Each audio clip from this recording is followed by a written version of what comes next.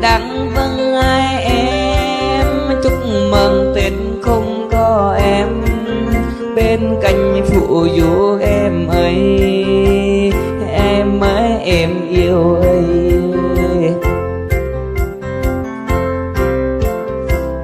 Lúc trước mình sống cùng nhau, anh ngồi bên đây, còn em người bên kia em ơi, bây giờ cũng có rồi em.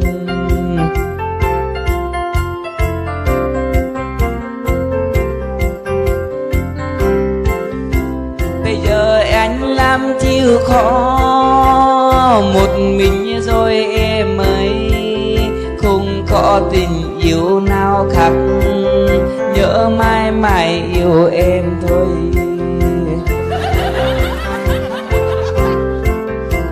Làm sao em đi trốn, không bao một câu cho anh gọi em mãi không trả lời, em anh mệt lắm rồi.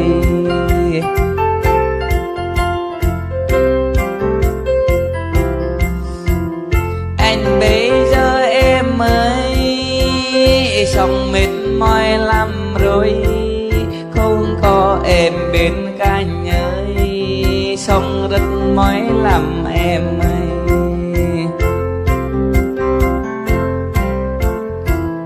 Còn em sống bên kia, có người đàn ông bên cạnh, ôm nhau lấm ấm làm em ơi, còn anh lạnh dòng như đã.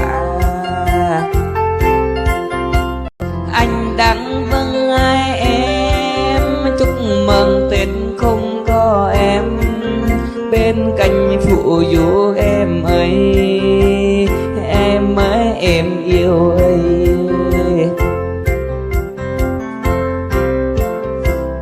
Lúc trước mình sống cùng nhau, anh ngồi bên đây, còn em người bên kia em ơi, bây giờ cũng có rồi em.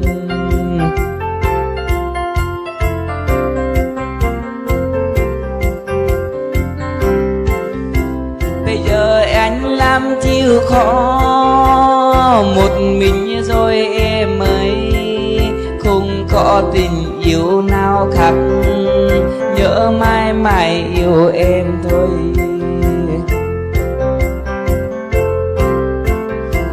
Làm sao em đi trốn, không bao một câu cho anh gọi em mãi không trả lời, em anh mệt lắm rồi.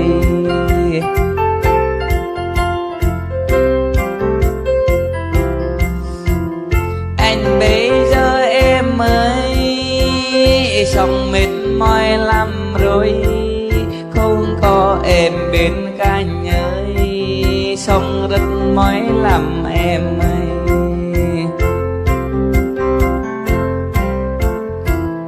Còn em sống bên kia, có người đàn ông bên cạnh, ôm nhau lấm ấm làm em ơi, còn anh lạnh dòng như đã.